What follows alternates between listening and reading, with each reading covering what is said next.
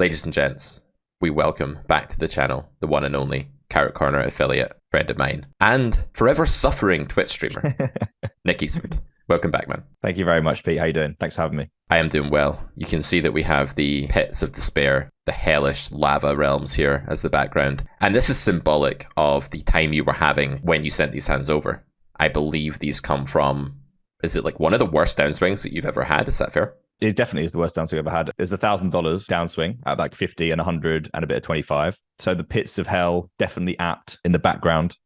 We did obviously this on my channel, the first 25 hands in chronological order. This is continuing. So I recommend you check it out first, guys. That'll be in the link below, I hope. Absolutely. Yeah, you'll be able to see basically what I did was I started playing, quite normally and losing in semi-unfair and normal pokery ways. And then I started to try and cultivate some winnings in more creative ways.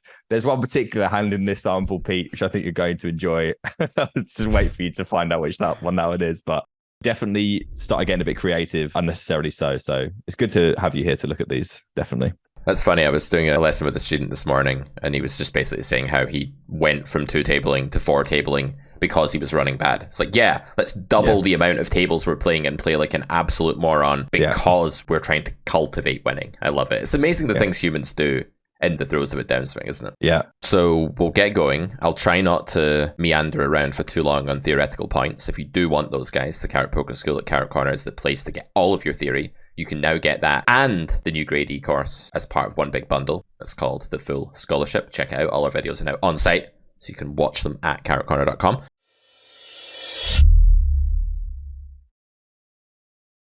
All right, so this is a speed review. I'll try not to dilly-dally too much into poker theory. Let's get going with ace-4 of spades. Here we go. Hello. It goes open, call. Yep. Flop 2 pair. Yep. We check, we face half pot and a call. Any thoughts so far? I'm just thinking about raising, but obviously I'm not doing great here. I don't have ace king, kings aces, pocket fours is my best hand possible, and they just completely uncapped, and they bet into 2 players for half pot. So I think just calling and just hoping they don't triple pretty much. Yeah, I think raise is still probably okay. Do you know who this is? Is this a reg or yeah, this is a pretty spewy reg. Right, okay. So I think raise is still fine. They're going to have ace king, they have aces and kings, but you're only 100 deep. I think if you're a bit deeper, you can start worrying about that a bit more, but I wouldn't hate it. It depends how we think they'll react though. Jack turn, probably the worst turn in the entire deck. This is pretty awful. I think people have queen 10 off here more than they have jack 10 off here, which is why this is particularly bad. It's just way more straight combos. Check, check. What do you think of villain's range here? Well, I expected them to mostly bet on the turn with hands that I was losing to. 6 doesn't appear to change anything in my book. Ace 6 just can't imagine would half pot the flop. Maybe it does. So I'm hopeful that I can just value bet for 2/3 here and get called by something of the ace 10 variety. Yeah, any reason not to go bigger? Like if we don't think there's much ace king, ace jack, queen 10, jacks, kings, aces, could we go even bigger, or are we worried that's going to be overfolded? Against this guy, it's kind of double-edged sword because I want to leave some room for them because I know that they like to attack. And I think that when you overbet, they leave a lot less room. They're going to be more selective with their bluffs. And also, this guy is, like I said, double-edged sword. They're quite trappy as well. So I'm not expecting to always have the best hand here. So it does push my perceived equity down. So I think 2/3 overall. Fair enough. And I think against like a GTO strategy, there'd be less equity and probably a smaller sizing going on, like 2/3 or something, 3/4 here as well. Yeah. There'd be way more 2-pair and ace king and stuff, checking back turn. So seems really reasonable. And villain raises. So this is definitely a spot that I don't expect to get raised in very often at all. I definitely think this is like an anomaly, but is it more of a common thing for this particular player? Yeah, this guy is quite aggressive overall. A lot of pre-flop aggression and then just some random spewy stuff post-flop. Only problem is I think this line in particular is a little bit I know they don't expect me to fold very often. It's just, I get myself in a twist here. I'm just like, what would you have to be bluffing here? And I think, it's going to look like jack 10 and queen jack, which is possible for sure. This is a really double-edged sword of a spot. So what I normally say to students is think about their base range, like how many bluffable combos they reach this spot with. I think there's quite a lot of those potentially. Like combos they could turn into a bluff. Things like 10s, jack 10, queen jack, anything like this that they think blocks queen 10. And then there's the question of, and how much resistance would there be for a normal human or this player, if we know the player, to then go ahead and do that? Like this idea of resistance, because if you're shoving over and over bet on the river, normally humans have so much resistance to that play that they never do it. So here I would probably think most people would have quite high resistance to bluffing the river here. However, If this particular villain is like really creative and comes after you a lot, I would want to say it's pretty weird that they haven't bet the turn, but they're able to raise the river. But then you've said that they can be tricky and trappy and take these kinds of lines. So my normal bluff catcher metric here would just be, although there are like some hands they could choose to turn into a bluff here, the resistance is too great, and most people just don't feel like doing that in this spot at all. And that's why I would normally fold. That's fair enough. We do call, we run into kings. Seems pretty reasonable. I guess kings can check turn. Definitely not going to be a mandatory value bet. Against that guy, I'm probably losing a stack if they just triple, so. Yep, well, you know, every cloud. All right, ace, queen of clubs. We go for a 3-ball here. Get cold forward. Fun times. Is this a full stack? This is a non-full stack. Is this a reg that's just not full stacking, or is this like a recreational player? I don't recognize the name, so I don't think it's a reg. I think I just fold pre. I think I just fold right away against an unknown recreational when they cold 4-bet. Their range is just going to be like ace, king, kings, aces, queens, jacks. Like, there's going to be very few bluffs in this at all. I've got ace, queen suited. Don't care. All right, let's go. Yeah, I'd fold pre. I think you're just kind of dying here already. Against the reg, one thing you might want to do here is if you look up the EV of this in like simple preflop or something, like in equilibrium, this call is probably winning like a bet, but I don't think it's massively winning. And then if you change the range, you know, grossly, it's going to affect things.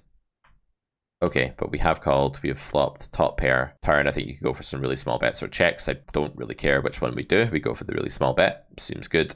Villain calls. Yeah, I think I'm just jamming river for effective here. I think kings and queens are just way too big a part of this range. I think ace king is less likely after the flop check. I don't think this is too thin to just jam. And I certainly don't want to check call, Nick, right? That's the last thing I want to do is like check and then hope there's any bluffs here, because I think this is going to be really unbluffed or underbluffed. So I think just going for it here looks good. So I'd fold pre, but post flop definitely okay. Do you lose in all of these hands, by the way, or is it like a mixed bag of results? Would you like to know the answer to that? No, let's not spoil it. Let's not spoil it. Just thinking out loud. I'm going to guess we lose to ace king because I feel like these are mostly losing hands. Oh, set of jacks. Nice. Okay. That's all. Thanks, dealer. Ace jack 3 rainbow, yep. Bit of a setup, post flop. Mm-hmm.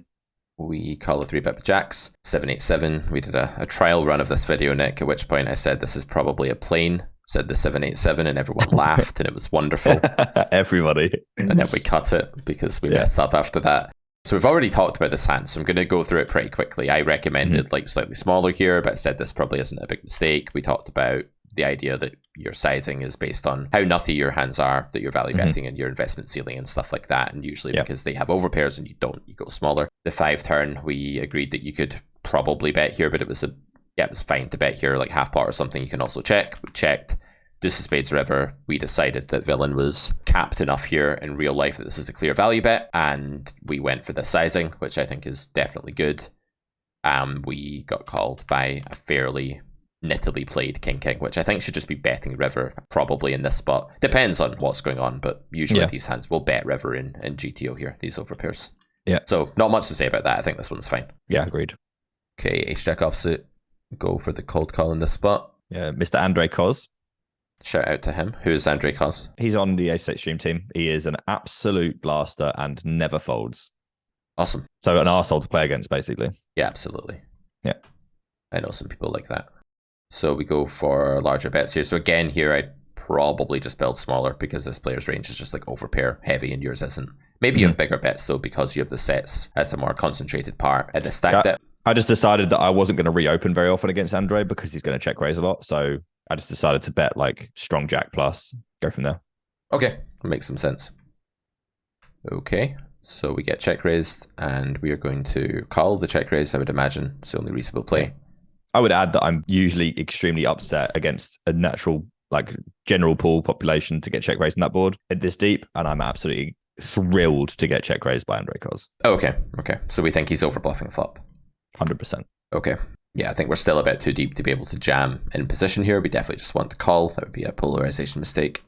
We call this shut the fucking door on my channel. And then they jam river on a weird card. What are your thoughts here? Yeah, so originally I snap called this river, and I snap called because of my perception of the player. But when I look back at it later and I spoke to a few people about it, I actually think this is a fold. And the reason is he just doesn't read, like, none of his like bluffs. Like, I was thinking maybe like 5-6 of spades, 5-6 of hearts, but we really are just sort of clink like 6 or 7 of spades, 6, 7 of hearts. I think that's pretty much it. And he will always follow this through. But the problem is he's going to have loads and loads of clubs. He's going to have a lot of 10-9, 10-9 of clubs. I don't think he will necessarily overbet the 10 with 10-9 suited. I'm not sure. I just think he has a lot of flushes here, and he definitely will jam eights and pocket fours. Most of the time they're going to have clubs in them, so he's not really going to be that asked about the club river. And he knows I'm going to call really light. So even though this card looks like a really good card for him to blast off on, he doesn't have any single club hands. They don't exist as a bluff. Okay, so we're saying that he's not like maniacal enough to follow through turn with like king queen offsuit or king 10 offsuit or something like that. I don't think he would check raise the flop. He could definitely check raise the flop, but I don't think that's kind of really what I'm expecting to see. Yeah. If he does, then this becomes obviously fine, I think. Yeah, I think there could be some queen 10 off with the club for sure. Like, I think that could exist and it could bet turn. So I do think there's some natural bluffs here. Yeah, that's true. 5-6 probably as well, as you say, is possible. 7-6. This is probably pretty close. I would say against like a normal player, this is a really clear fold at these stakes, like for sure. Like, there's just no way you want to take a bluff catcher. Even like one of your better bluff catchers, like ace-x, that's going to unblock all bluffs, even one like that. I don't think you want to take this and call off here against a random, but against someone that is known to be really aggro, that could be raising flop all of the time with 5-6, as opposed to just sometimes. Like, put it this way, pool doesn't always raise the flop with 5-6, but given the player description, this guy probably does always raise the flop with 5-6. So the bluff combos are in there more pure. So the conclusion that this is a fold, like, yeah, there are quite a lot of flushes. There's like any king X of clubs, I guess, which is also... But also, like, it's a backdoor and it has to raise the flop. Like, do we think king 5 of clubs is raising the flop, for example? I don't know if there's that many flushes. No, but certainly 5, 6, 6, 7 of clubs, 10 of clubs, queen 10 of clubs, king 10 of clubs, all of them probably. Yeah, but that's only like 5 or 6 combos. 5, 6, 7, 6 suited is like 6 combos that aren't clubs. So I think given the way you've like described the range here, you have to call.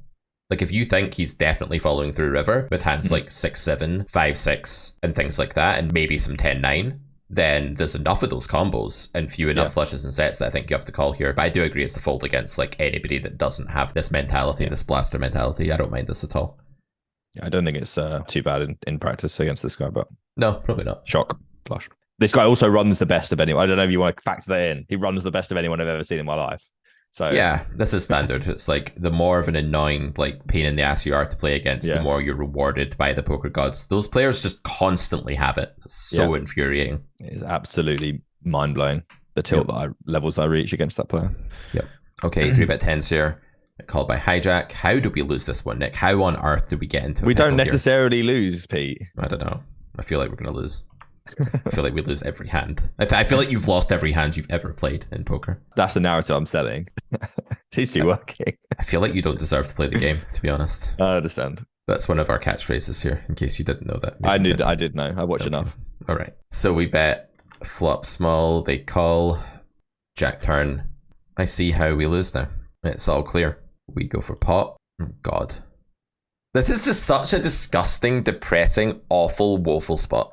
Like, I literally just want to quit the game forever right now if I'm playing. Yeah, it's tough to imagine. Like, this is a whale as well. So it's tough to imagine, like, it becoming king 10-4 rainbow. It's at least a fish. King 10-4 rainbow, you're, like, so excited. And then, like, you're like, okay, I'm still pretty excited to pot the turn. Like, I have so much fucking queen plus pair and all sorts of shit that they're never going to be able to fold. And then they just do this. And it's just like, I literally spent my entire time like, asking myself over and over if I could just allow to fold this spot. The thing is, like, before we get into like combo counting and hand reading, which I definitely think we should do in like a really narrow range spot like this, I think that'd be super useful. The thing I would say is that in theory, there's no way this is like a mandatory turn bet because ace queen is like so abundant. So 16 ace queen, I just don't think a hand like 10s can ever be a mandatory turn bet. Like, even is it 16? You think? Yeah, absolutely. So random fish, they're not going to 4-bet very much pre. They're not going to fold. I think it's close to 16. Maybe not always, but it's a lot of ace queen. Ace queen suited plus offsuit is 16, yeah. I think I said ace queen off. Yeah. So I think there's a lot of that. So I don't mind checking the turn here. I know there's loads of stuff you can get called by, and the weaker the player and the more diabolically wide their range is pre, like the more I want to bet, but I don't think it's a disaster to check turn by any means. After we do bet and get jammed on, it's in a world of torture now. Just absolute hell. So if we say that they did have somewhere around 16 ace queen combos here, what else do they jam? Who knows is the answer. I mean, maybe they just have ace queen, queen 9. Maybe they can have king jack, pocket fours. I just don't know. Jacks as well, very probable. Yeah, we also lose to that. I just don't know, Pete. Look, that's why I'm here. Yeah, I just do not know. So I what I wanted do to fold here, very badly. I pretend that villain actually jammed, right? Because you're not going to call Yeah, here and then 100%. fold the river. So Yeah, obviously, if you say it's like 120 to 270 or something like that, that odds target's going to go up a little bit. You're going to need something like 33% to call here. Somewhere around there, I think. Maybe a bit less. Yeah. If you're kind of live against ace queen, you have like, what, 10 outs against ace queen? Yeah. So that's 20% equity already. Then you're like 10% shy. So you need to fill that up with villain just having like king jack and jack 10 and fours and stuff like that. And the odd king queen. So it can't be a horrible call off. It's probably just one of these, I have around 30% equity. I need around 30% equity. This sucks. I've gone from like an amazing situation to one where fold and call are practically the same fucking EV. That said, I'm not going to believe that it's like terrible to call it off here or anything like that. So yeah, I think that's fair.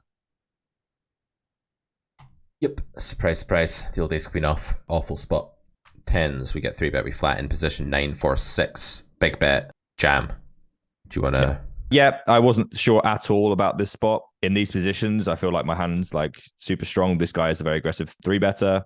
I thought if we were going to have jams, this would be the primest of candidates. And I think in game, it plays pretty well as well. Shut the fucking door, basically. I think I looked at this afterwards and I think this is good. But I can't exactly remember. If we took theoretically anyway.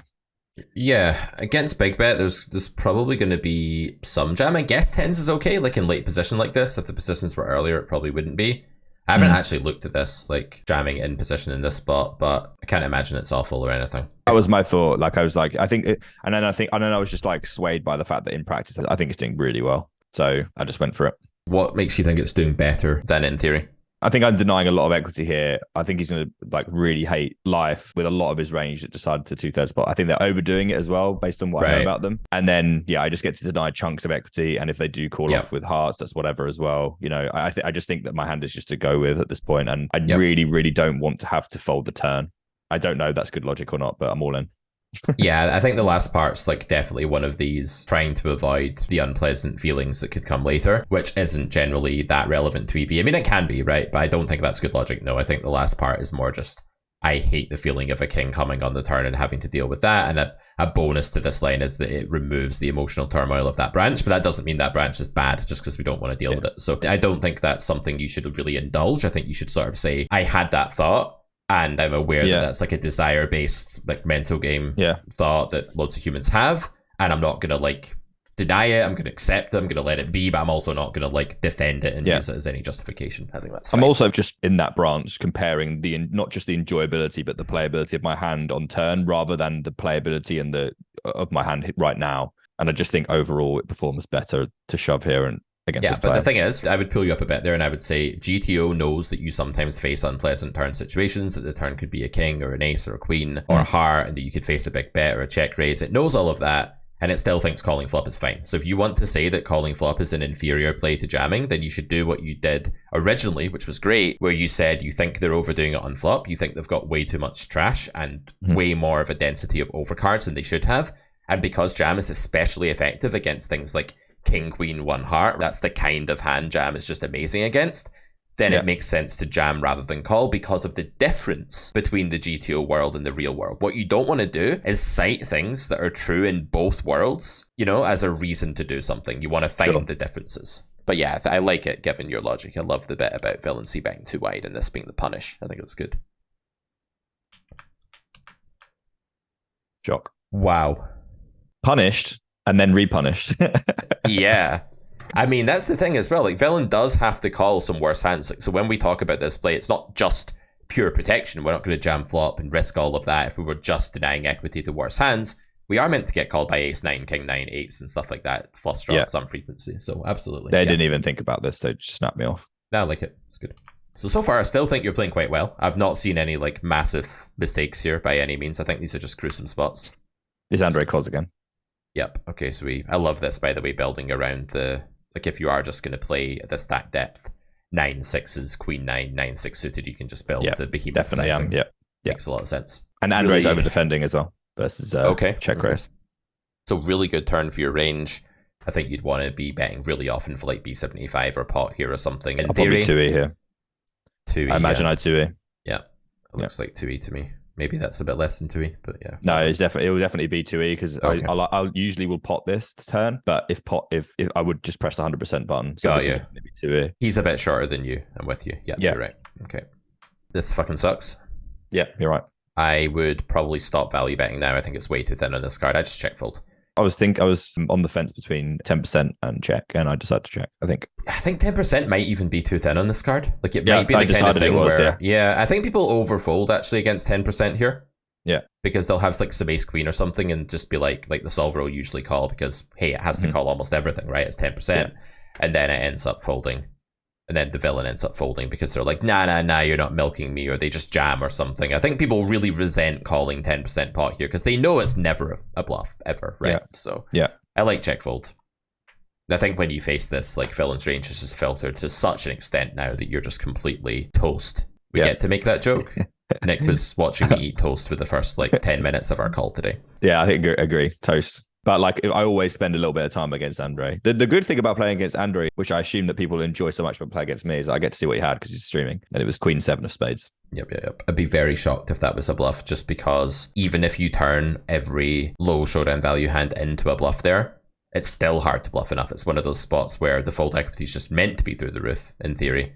Maybe he has to bluff like king, queen and stuff like that. King, queen with a spade, and he will, but still not going to be enough. Yep. Gotcha. By the way, there are no other turn cards in the deck than the 8 of spades when you're playing against Andre Cos. There are none. 0. Okay, check flop here, big blind button, go for the check raise, go for the big sizing again.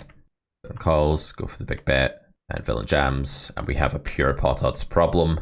Yeah, I mean, what are we saying about this then? I just couldn't fucking make my mind up here. This really pissed me off because as soon as I pressed the button, I was like, oh shit, what if they jam? And I just had no idea if I was supposed to call or not. And that's just really bad. So I think check jam is just definitely better, or check. If it goes check, obviously that's fine as well. But I don't know if that's a good reason because I don't know what to do against jam. Is that a good reason to check? No. If jam is terrible. So if jam has a terrible EV and a high frequency, like facing jam, if facing jam has a frequency that's unacceptably high and a destruction of your EV that's unacceptably high, if it has both of those things going on, that's a good reason to not do what you did here. And I do actually think that against like a random weaker player like this is a random weaker player. There's going to be plenty of jam. Like there's going to be more jam than there would against the reg. Like my general rule for people is that if you're against the whale, you're probably going to get jammed on at low SBRs where emotions are running high and stuff a lot more than regs are, because your polarization isn't so much at the forefront of their mind. They're more just thinking about heart rate and impulses, and they just want to like win a stack or freak out because the pot committed or whatever. So I think because of that, you should bet smaller or check. But if people weren't jamming a lot here, there'd be nothing wrong with your bet. Like if jam wasn't happening that often, there'd be nothing wrong with saying, well, I'll just figure it out when I come to it and I can still bet. You don't need to have a plan for every single spot in order to take an action, you know. But I do think that I'd rather bet smaller or check here for sure. As played, you can probably assume that you have the best hand almost never. Is it like 9-7 of diamonds or something? There's like a few combos maybe, but it's almost never. So if we simplify to that and say that you have the best hand almost never, you need, it's a pot size raise here, you need like 33% equity. So let's get into it. I mean, you have 4 9s, which are almost always good. And you have... I should hope they're good. And you have a bunch of diamonds that are usually good as well, but not always, because villain could have some weird like ace-8 of diamonds hand or something like that sometimes. So I would say that those 12 outs, you probably get about 11 of them or something on average, just based on like the taintedness. You probably get like 10 or 11 of them. It probably gives you like 22, 23%. The queen or jack could be good sometimes. I don't think we're getting up to 32 here. I don't think we're quite getting there. I think we're getting up towards like the high 20s or something. I think this is a fold. Yep, fair enough. Sucks, but I think it's one of those spots where you have to math on the spot, even if you don't want to. Like you can't just sit there and be like, this is close, I don't know. You have to try and math here and try and figure it out. It's the last thing you want to do though. Good fold. Yeah, nice. Okay, ace jack of hearts. We open the call. We bet small. They call. We bet bigger. They call. 9 of diamonds river. We check. They bet half pot. Do you know this player? It's not ringing a bell. I think it's not a strong player though. Okay. Thoughts are, I'd rather check the turn. I think my general strategy here is like I would 2e this turn, and I think I've just bet this. I've just sized my hand here, and I don't know why I've done that. And whether that's right or wrong, like my strategy here is not to bet this size, so I don't know why I've done this. And then once I'm at the river, maybe I could 10%, maybe again one of those spots where I could either block or check. I end up on check for whatever reason. And my general rule against unknown players is not to fold to half pot. But then again, this board in this line, I'm just not sure. Yeah, it's just so hard for them to be bluffing, right? So if we apply like the carrot corner litmus test for bluffing, which is basically like how many natural low showdown value combos reach the spot, that's question 1. And then question 2 is how great is the resistance to bluffing in the manner chosen by pool there?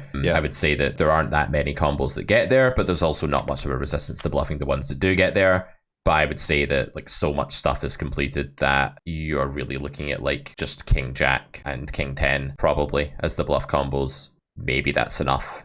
This is going to be an overbluffed sizing across all nodes. We obviously talk about this in grade E of the Carrot Poker School, like which sizings and which sequences are overbluffed and underbluffed. We have like tables and tables of data for this. And one spoiler I will say here is that this sizing is massively overbluffed in many spots. But here we have a couple of red flags. One is very high, messy, kind of Broadway-ish board.